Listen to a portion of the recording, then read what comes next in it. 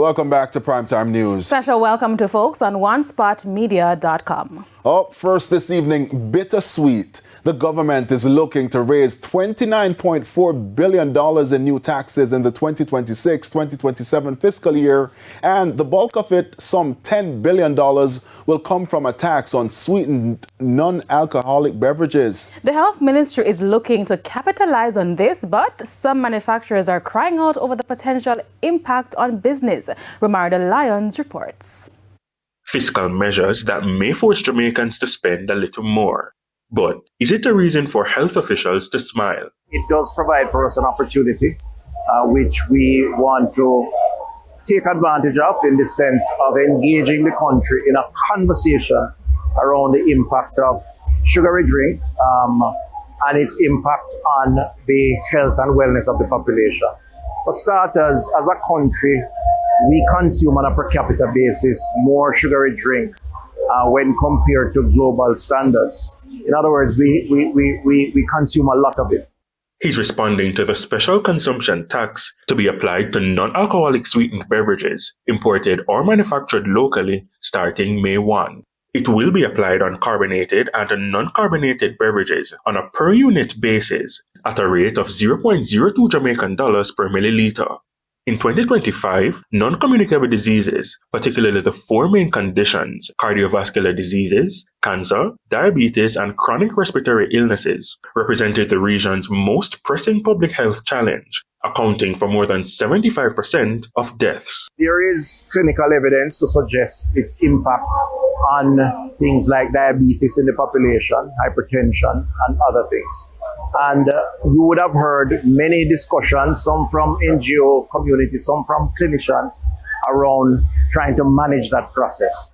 But businesses also need to be managed. And so, it's sweet for some and bitter for others.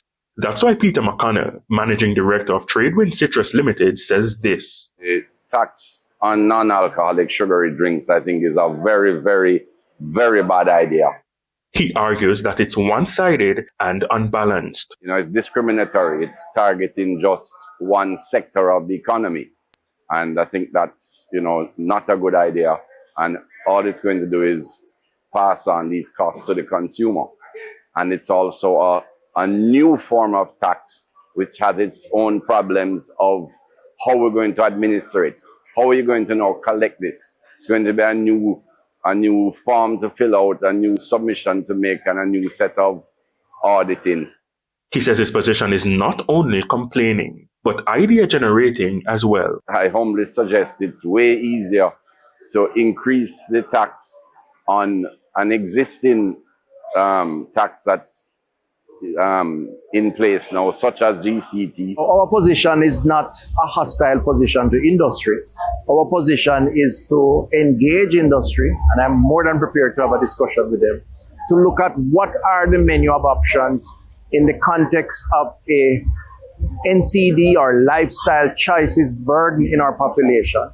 In the meantime, Vice President of the Jamaica Manufacturers and Exporters Association, Richard Coe, says the measure could have a direct impact on production costs. Our immediate concern is how our prices will affect consumers and their consumption of our products. And so we're crunching the numbers to see where our prices will land. So it's early days. We don't have all the information that we will need to make our calculations. But the general sentiment coming from the JMA is that while it is a bitter pill, there's enough sweetener in it to make these tax increases palatable. He says, as an organization, it will try as best as possible to absorb whatever cost it can as to not negatively impact consumers. Now, while he argues consultation was absent, he says the increase in itself is in line with the government's fiscal direction. There was no surprise that, and in fact, there was a discussion before it was announced within the GMA that there is a likely increase in taxes. We didn't know where they would be. Romarda Lyons, TVJ News.